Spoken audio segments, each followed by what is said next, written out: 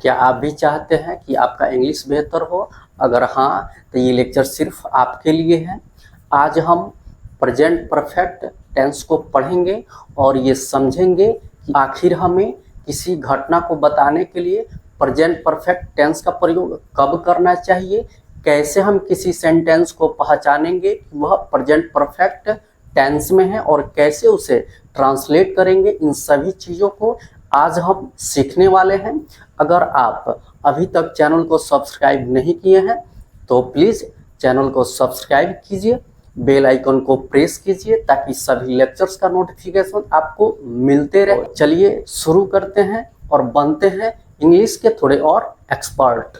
तो सबसे पहले हम प्रेजेंट परफेक्ट टेंस के डेफिनेशन को पढ़ेंगे और समझने की कोशिश करेंगे कि किसी घटना को दर्शाने के लिए हम प्रेजेंट परफेक्ट टेंस का प्रयोग कब करते हैं। तो चलिए इसे हम समझते हैं।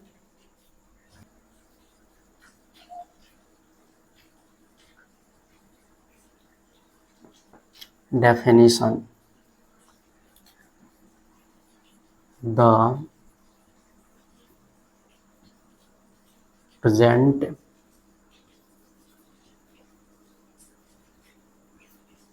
Perfect tense is used to describe actions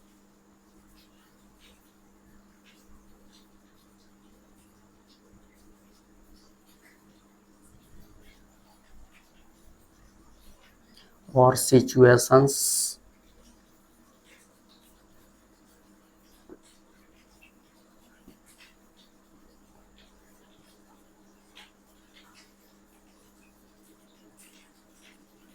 that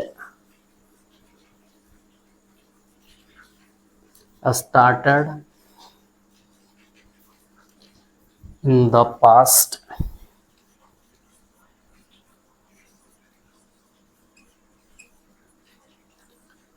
and continue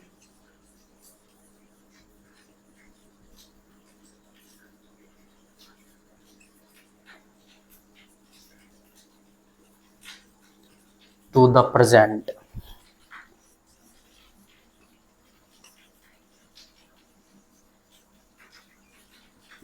The present perfect tense is used to describe actions and situations.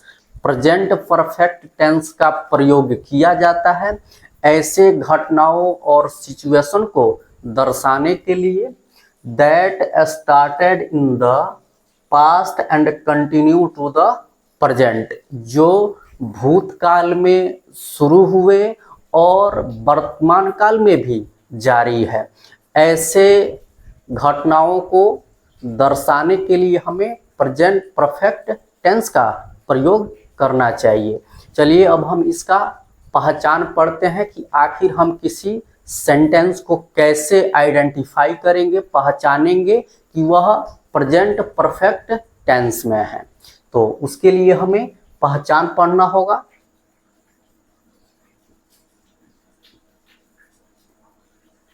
पहचान हिंदी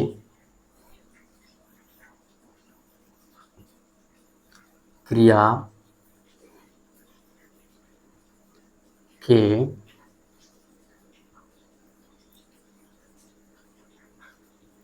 अंत में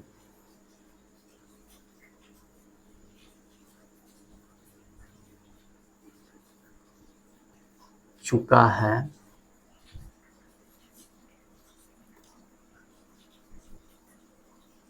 चुकी है,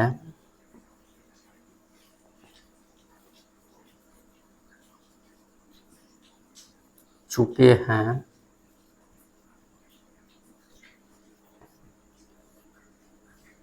या है,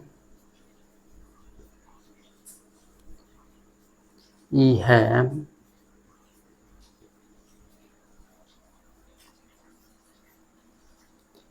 ये हैं,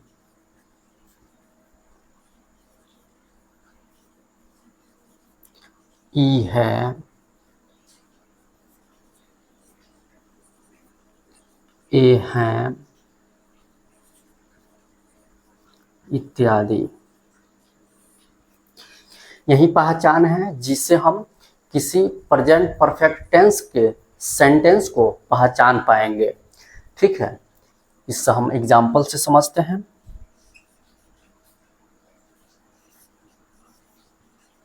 सीता अपना काम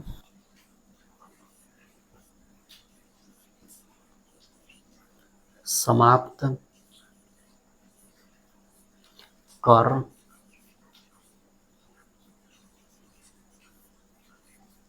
चुकी है या की है। यही पहचान है, क्या है कि हिंदी क्रिया के अंत में चुका है, चुके है, चुका हूँ, चुके हो, या है, ई है, ये है, या हूँ, ये सब रहे तो आप समझ जाइए कि वह सेंटेंस प्रेजेंट परफेक्ट टेंस में है। जैसे सीता अपना काम समाप्त कर चुकी है या सीता अपना काम समाप्त की है। इस तरह से हम किसी सेंटेंस को पहचानेंगे और पता करेंगे कि वह प्रेजेंट परफेक्ट टेंस में है। इसके बाद हमें इसे ट्रांसलेट करना होगा, तो उसके लिए हमें स्ट्रक्चर चाहिए जिसका प्रयोग हम डिफरेंट टाइप्स सेंटेंस में पढ़ने वाले हैं, जिसमें आज हम अफर्मेटिव सेंटेंस को पढ़ेंगे।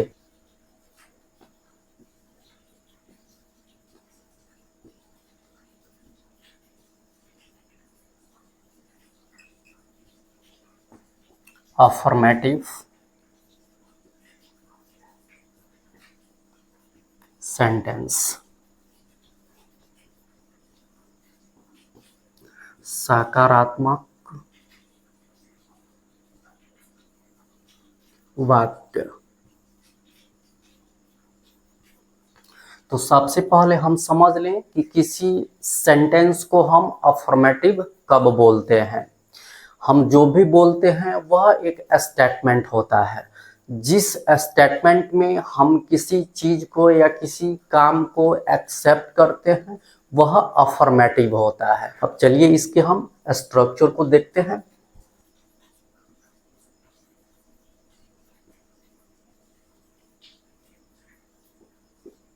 इसका स्ट्रक्चर होता है subject plus has,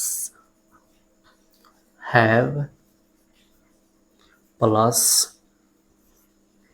V3 plus object. यही इसका स्ट्रक्चर होता है। चलिए इस अब हम एग्जाम्पल से समझते हैं।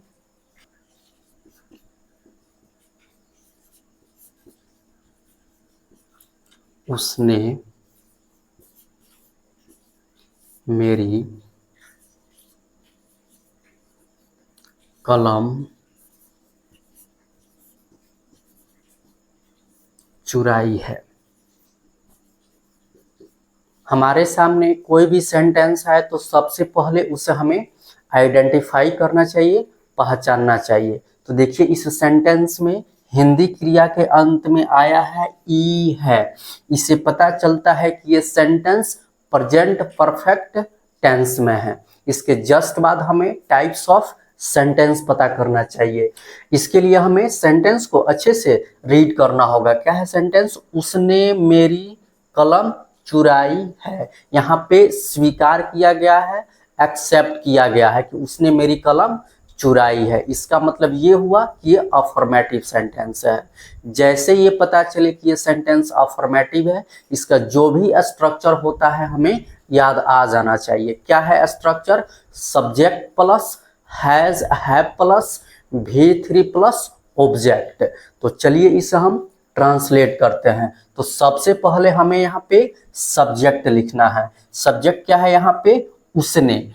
यहाँ पे उसने के लिए आप ही का भी प्रयोग कर सकते हैं और सी का भी प्रयोग कर सकते हैं, क्योंकि सेंटेंस से ये पता नहीं चल रहा है कि यहाँ पे सब्जेक्ट मेल है कि फीमेल है, तो आप कोई भी यूज कर सकते हैं। तो चलिए हम यहाँ पे ही लिखते हैं।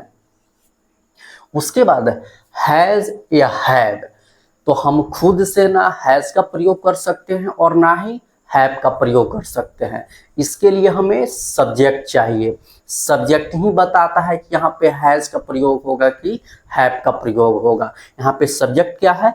ही, जो थर्ड पर्सन सिंगुलर नंबर होता है, और हम जानते हैं कि सिंगुलर सब्जेक्ट के साथ सिंगुलर वर्ब का प्रयोग होता है। तो यहाँ पे हैज जो होता है ये सिंगुलर होता है, जिसका प्रयोग subject he, she, it and singular number के साथ होता है। तो यहाँ पे होगा हैज। उसके बाद V3 मुख्य क्रिया, तो यहाँ पे मुख्य क्रिया क्या है? चुराना। चुराना का होता है स्टील, जो वर्ब का बेसिक फॉर्म होता है, जिसे हमें वर्ब का तीसरा रूप बनाना है। तो स्टील का जो वर्ब का तीसरा रूप होता है ये होता है स्टोलन, जिसे हम पास्ट पार्टिसिपल भी बोलते हैं। तो हो जाएगा स्टोलन।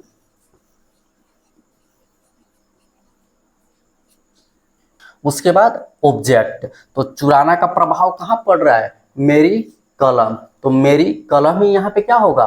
ऑब्जेक्ट होगा। तो मेरी कलम का हो जाएगा माई पेन। और अंत में फुल स्टॉप, क्योंकि ये एक स्टेटमेंट है। स्टेटमेंट चाहे निगेटिव हो या अफर्मेटिव हो, उसके अंत में हमें फुल स्टॉप का प्रयोग करना चाहिए, नहीं तो सेंटेंस इनकम्प्लीट हो जाता है, इनकरेक्ट हो जाता है। चलिए इसे हम कुछ और एग्जाम्पल से समझते हैं।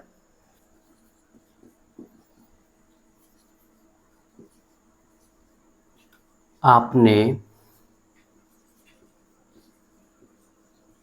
अपनी किताब खो दी है। तो देखिए इस सेंटेंस में हिंदी क्रिया के अंत में आया है ई है, जिसे पता चलता है कि ये सेंटेंस प्रेजेंट परफेक्ट टेंस में है। इसके जस्ट बाद हमें टाइप्स ऑफ सेंटेंस पता करना चाहिए। तो इसके लिए हमें सेंटेंस को अच्छे से रीड करना होगा। क्या है सेंटेंस? आपने अपनी किताब खो दी है। यहाँ पे एक्सेप्ट किया गया है कि आपने अपनी किताब खो दी है, तो ये सेंटेंस अफर्मेटिव होगा। जैसे ये पता चले कि ये सेंटेंस अफर्मेटिव है, इसका जो भी स्ट्रक्चर होता है हमें याद होना चाहिए। क्या है structure? Subject plus has, have plus V3 plus object. तो चलिए इसे हम ट्रांसलेट करते हैं। तो सबसे पहले हमें सब्जेक्ट लिखना है। सब्जेक्ट क्या है? आपने। आपने का होगा यू। उसके बाद हैज या हैव, हम खुद से ना हैज का प्रयोग कर सकते हैं और ना ही हैव का प्रयोग कर सकते हैं। इसके लिए हमें सब्जेक्ट चाहिए। सब्जेक्ट ही बताता है कि यहाँ पे हैज का प्रयोग होगा कि हैव का प्रयोग होगा। तो यहाँ पे सब्जेक्ट क्या है? यू। यू के साथ हैव का प्रयोग होता है। ये हम लास्ट लेक्चर्स में पढ़ चुके हैं। अगर आप नहीं जानते हैं तो डिस्क्रिप्शन में सबका लिंक दिया हुआ है, आप जा करके वहां देख सकते हैं, आपको बिल्कुल समझ में आएगा। तो यहाँ पे हो जाएगा हैव। उसके बाद V3 मुख्य क्रिया। तो मुख्य क्रिया क्या है? खोना। खोना का होता है लॉस, जो वर्ब का बेसिक फॉर्म होता है, जिसे हमें वर्ब का तीसरा रूप बनाना है। तो लॉस का V3 रूप जो होता है लॉस्ट होता है, जिसे हम पास्ट पार्टिसिपल भी बोलते हैं। तो हो जाएगा लॉस्ट। उसके बाद ऑब्जेक्ट। तो खोना का प्रभाव जो है अपनी किताब पे है, तो यहाँ पे अपनी किताब ही क्या होगा? ऑब्जेक्ट होगा। अब यहाँ पे अपनी का जो प्रयोग हुआ है ये पोजेसिव एडजेक्टिव के रूप में हुआ है, जो किसी नाउन के पहले होता है। तो यहाँ पे अपनी के लिए यू का जो पोजेसिव एडजेक्टिव होता है ये योर होता है। तो हो जाएगा योर। और किताब का बुक। और अंत में फुल स्टॉप, क्योंकि ये एक स्टेटमेंट है। स्टेटमेंट चाहे निगेटिव हो या अफर्मेटिव हो, उसके अंत में हमें फुल स्टॉप का प्रयोग करना चाहिए, नहीं तो सेंटेंस इनकम्प्लीट हो जाता है, इनकरेक्ट हो जाता है। चलिए इसे हम एक और एग्जांपल से समझते हैं।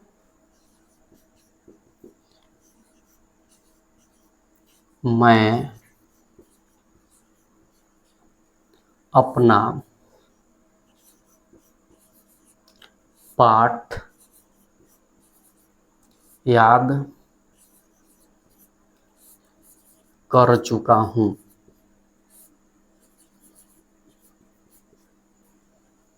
तो देखिए इस सेंटेंस में हिंदी क्रिया के अंत में आया है चुका हूं।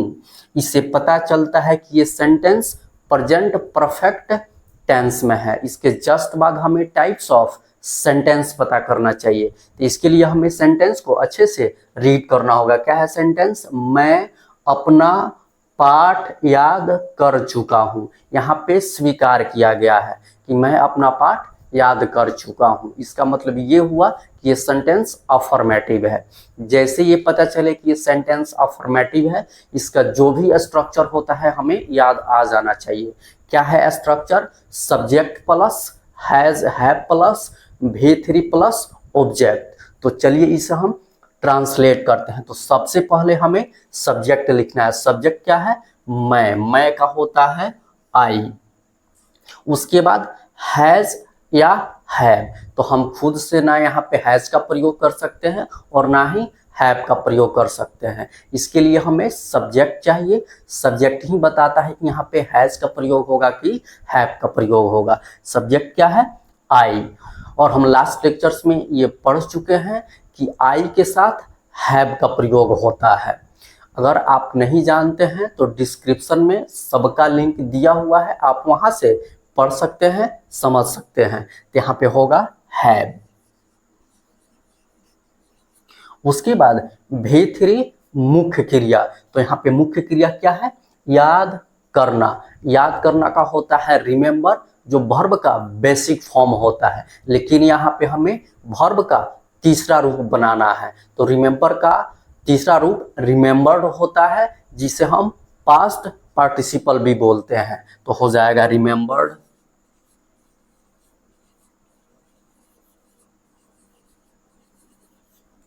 उसके बाद ऑब्जेक्ट। ऑब्जेक्ट क्या है?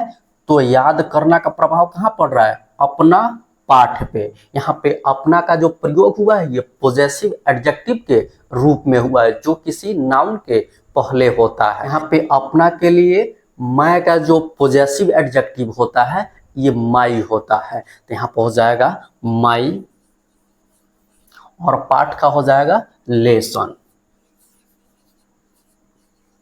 और अंत में फुल स्टॉप, क्योंकि ये एक स्टेटमेंट है। स्टेटमेंट चाहे निगेटिव हो या अफर्मेटिव हो, उसके अंत में हमें फुल स्टॉप का प्रयोग करना चाहिए, नहीं तो सेंटेंस इनकम्प्लीट हो जाता है, इनकरेक्ट हो जाता है। तो आज यहीं तक रहने देते हैं। नेक्स्ट लेक्चर में हम निगेटिव सेंटेंस को पढ़ेंगे और ऐसे ही एग्जाम्पल से समझेंगे। अगर आपको लेक्चर अच्छा लगा हो तो शेयर कीजिए, लाइक कीजिए, कमेंट कीजिए, चैनल को सब्सक्राइब कीजिए, बेल आइकन को प्रेस कीजिए, ताकि सभी लेक्चर्स का नोटिफिकेशन आपको मिलते रहे।